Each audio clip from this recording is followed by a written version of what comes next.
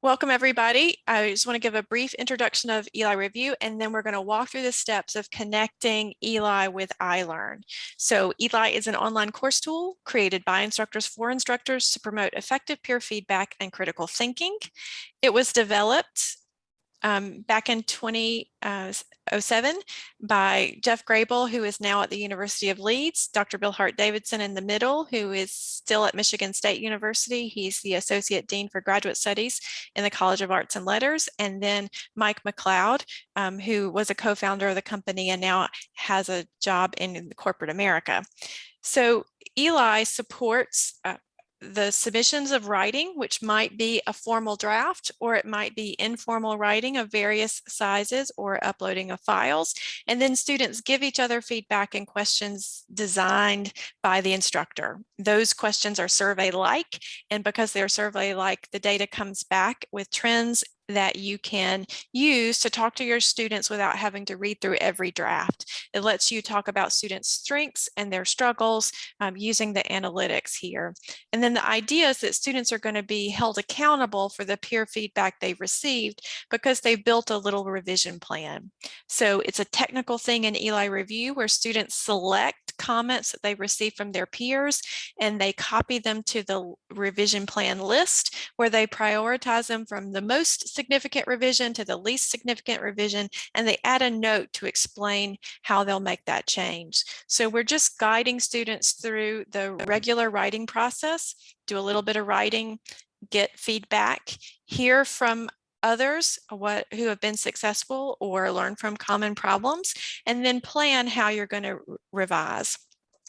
So Eli Review is a course tool that's integrated into iLearn at San Francisco State University, but it's important for you to keep a couple of things in mind. First of all, it's just a bridge. Just because you have the Eli Review button in your course does not mean the bridge exists. You have to click the button to initiate the bridge, and then students have to click the button to initiate the bridge. And once that bridge is created once, they'll pass through for the rest of the term. But first, you have to click and go through the steps. They have to click and go through the steps. That eliminates some of the complexity that was before. It also means that students are not charged for Eli Review because San Francisco State pays for student subscriptions. And so if they're coming through iLearn, they will not hit the paywall. You also need to keep in mind that iLearn might think of your students as belonging in a section. So you might teach a large lecture class that has 3 or 4 subsections within it. Eli does not detect those subsections. So if you have 500 students on your iLearn side, you will have 500 students if they've clicked the button on your Eli side. But remember, a student does not land in your Eli roster until they themselves click the button and build the bridge. Also, Eli Review is a formative feedback environment, and so that means we're encouraging students to do the work along the way. It's not a summative tool, so we have no grade book. You can see completion, you can see a lot of analytics about students' contributions, but there's no grade book. So there's nothing being passed back from Eli Review into iLearn. It is just a bridge. Here I am in iLearn, and then I click and I walk across the bridge into Eli Review.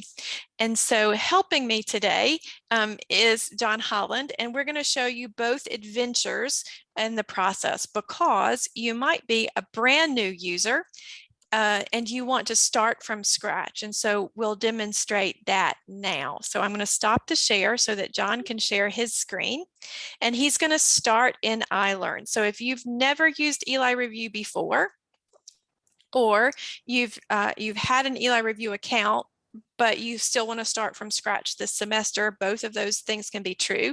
You first start in iLearn. So John, we need to see iLearn first. I know. Okay, everyone, this is embarrassing. Everyone's going to see me fumble. Okay. No, don't worry about it. So go ahead, John. Okay, so this is a brand new course. You can see I've not really built it yet. I'm just starting to build it. This is really not what it's going to look like, but I need to add Eli Review. And since I only do this like once a year, I always forget. And so Melissa's going to help me to do it. What do I need to do now? So first and foremost, you have turned editing on in the upper right-hand corner, right? So that's one of the first steps is you need to be a course editor in iLearn to do this step, right? And then, John, you want to go into the place where you want students to see Eli Review. You might not want to introduce Eli Review in the first week. You might want to do it in the third week. It doesn't matter. It's all going to be this step. So John, click Add Activity or Resource, and you'll see Eli Review is in the top row. Yay, alphabet. And it's the blue. Yep. And go ahead and click there. And so there's a nice description of what Eli Review is. They are to remind you that it's a peer feedback tool for revision. And John can click Add, and that will add Eli Review. That's the first anchor of the bridge. So what I do, and always correct me if I'm going to do something wrong, but I just type Eli Review right here because I will be training my students. Go to Eli through this link. I don't think any of the other things I need to worry about here today. So I'm going to click Save and Display, correct? Correct. Okay. And now John has the first leg of the bridge created, but he hasn't actually built the bridge at all. So he's got to click the button to go there. Open a new window. Open a new window. See what happens here. Like I said, once a year, it's always a surprise. Okay. Oh, now this is where I always get confused. You can connect your learning management system to Eli Review and save time with one login. To set up the course, click the button and finish quick step. So click the button. I'm always scared about clicking buttons, you know? Click the button and wait for Wi-Fi. Okay, so this is where John's going to make a choice, right? So it has pre-populated the name of the course with the name that iLearn has for the course, and it's pulled in all the information that is appropriate from iLearn. So John is going to create a course from scratch, so he would click the blue, create a new course in Eli Review. I'm going to add here for anyone listening. I'm actually teaching more than one course, and this grabbed the first course, but I'm actually going to be combining courses in iLearn anyway. So everything is going to pull into this section 01 here. So I'll click create this new course because it's Eli Review that I'm worried about. And now he'll click launch. Okay, but I'm going to get something weird because I have not created this course in Eli yet. It's not weird. It's perfect. You have now built the bridge and you have arrived. So I didn't have to do anything then, right? You don't. You just created and now it's here. And so John, let's practice pulling in a task or building a task, your first task. You start with the helpful feedback, right? Well, I'm going to do something different with this course, but we'll go through the helpful feedback because I can. Okay, so you can delete it later. Yep. Mind, right? So John might want to borrow from Eli Review an activity that teaches students how to give helpful feedback. And so he created a writing task because all cycles start with a writing task. But instead of putting his own instructions here, he's going to click Load from Writing Library. And it's a really cool way to start the semester, this task from Eli Review. It's like, it's just a nice entry point. Okay. So John's library has a lot of stuff in it because he's been a long time Eli Review user. But if in that search box on the right, if he types #helpful. Oh, yeah, I remember that. And then John, you can pull it from wherever you want to pull it because you have 3 copies. They're probably all the same, but the curriculum repository one is the original one. If you wanted to pull that one in, it doesn't matter. Class. Wow, fall 2019. That was a while ago. So now that's loaded. So John doesn't have to type the instructions. They're already there. He makes 2 important choices though. At the top, John, you're going to pick whether you want students to compose, paste, or import text into Eli Review.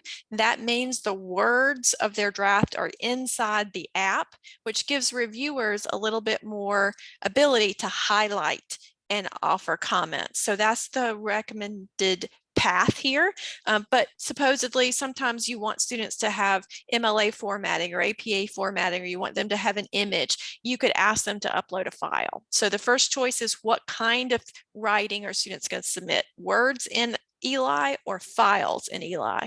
The second is the due date. Everything in Eli runs on time. So John's going to pick something, whatever he thinks is right. And usually, because it's the first week of classes, we start on the 23rd. And if I were doing this, I'm not going to make it due on that first day, but maybe I'll have this due on the Wednesday, because it's actually not such a It's not a big deal. Yeah. Not a big deal. So as you scroll down, you can read the instructions. You can customize these. If John doesn't like the 2 questions, what's the most important idea from the reading that you think everybody in the class should be aware of? Or what's the most challenging for you as a person who's in this class? He could change all of that. So the copy that's in your class is yours to change.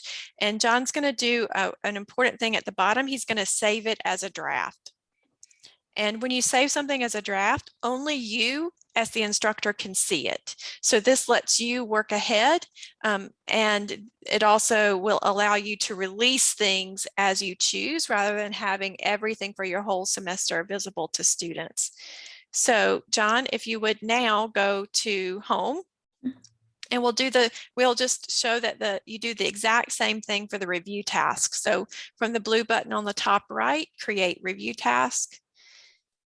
And from the top right, load from review library. From the top right, hashtag helpful. And then load. And John is going to have to pick due date here. So that's the first choice in a review task that's really important. And you want to give students, this is when they're supposed to finish with review. So John said the writing task was due on Wednesday, the 25th. That means he's going to start review on Thursday, the 26th. So he wouldn't want this to be due until no earlier than the 27th. I got a lot going on in the first week of classes. That's a lot of stress.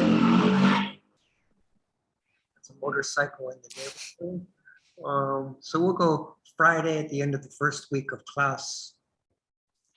Yep. And this review has a couple of settings that John can change.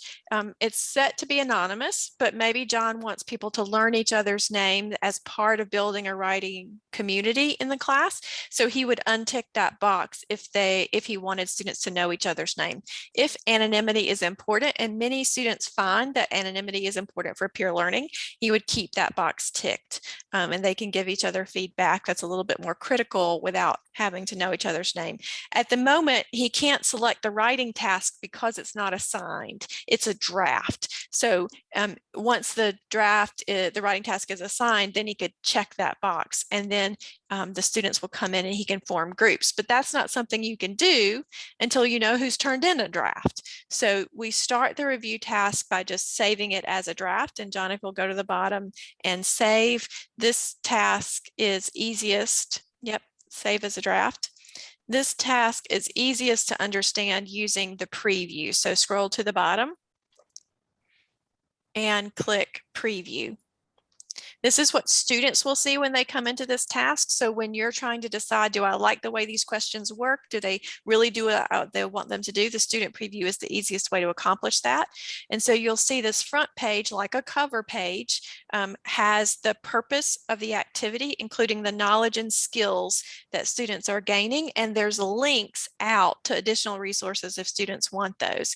And then, John, if you'll click on Catherine Janeway or Benjamin Sisko, it doesn't matter, whichever Star Trek captain appeals to you. What will happen is the words or the file that writers submitted will appear on the left, and the questions that were designed for this review appear on the right.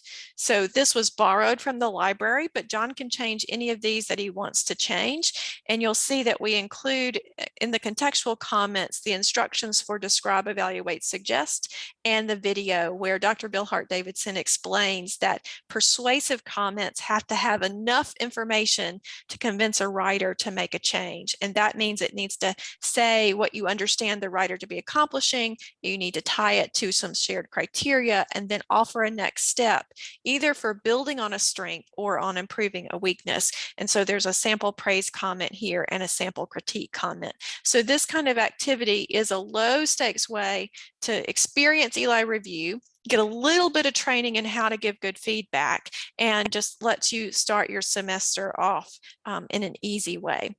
John, anything to add? You've assigned this a task a lot. Any other tips? You've been very thorough, but I never change anything in this task because it's a beautiful task and it gets things rolling, and we're all busy, including myself. So I just go with the task because I see the task as the beginning of training. It's training in the culture of feedback, as I call it, that we're trying to establish in the class, but it's also training in how to hit the buttons. And so we're kicking the wheels in the first week while we're all doing 100 other things. That's how I look at this. Great, thank you, John. So John's going to click exit preview mode. That takes you out of the student view and back to the task. And John's going to click home in the upper left-hand corner, and that is going to take him back to the dashboard. So now in 4 minutes, we have started in iLearn. We've clicked the iLearn Eli Review integration button, and we followed that button to build the bridge into Eli Review. We've got an empty course in Eli Review, and we've set up 2 tasks that are currently saved as a draft. At the moment, students can't see anything, even if they cross the bridge, because both tasks are drafts. So John can click on the writing task to assign it, and that will make it visible to students. And he can do that as he sees fit at the bottom. So go ahead. I usually wait until the very last minute to assign that when I'm really comfortable that it's ready to go, because once I click it, they see it. Yep, overachievers can see it and submit, and then you're stuck with your typos. So John, thank you for demonstrating how to build the bridge to a very blank course. Some instructors have used Eli before, and they want to reuse a course that they have taught in the past this term. So let's demonstrate that. In this case, we're going to start in Eli because we've got to build the new copy of the thing we want to build the bridge to, and then we build the bridge to the new copy. So John, if you'll go to inactive courses, and from your inactive course list, pick the course that you're going to teach again this fall. Okay, this is my well-oiled. I just want to make sure it's the correct one. There we go, 522. So it's this course, 105 students. Woo, that was a rough course. So it's this one. It's this Yep. one. You click on it, and even notice that this is in John's inactive course tab. That just means the end date of the course is in the past, but this course is still fully active. He can still see everything, do everything. And at the very middle of the screen, it says clone this course. So John's going to clone it. Yep, click. And he's going to make some choices. First of all, it says, how many clones do you want? So probably just one, right? Ask me how many. I kind of know, but can. Yeah, so if you are a program administrator, or you are a generous colleague and you've designed one course and you want to share it with 3 of your peers, you could make multiple copies, up to 10 copies at a time. And that way you could distribute the course to as many people as you wanted. So you can clone multiple times, but most people will just do one unless you're a program administrator. So John, under sections 8 through 12, can you update that, or just say, like fall 22 or fall 21? See, I'm jumping ahead. Something unique, just so that it doesn't look the same in your course dashboard. Right now, I can change this. You can change all of it. Nothing is permanent. I'm just going to do 2021 because I don't have the section numbers handy. So. Yep. Okay, so now is the next important choice.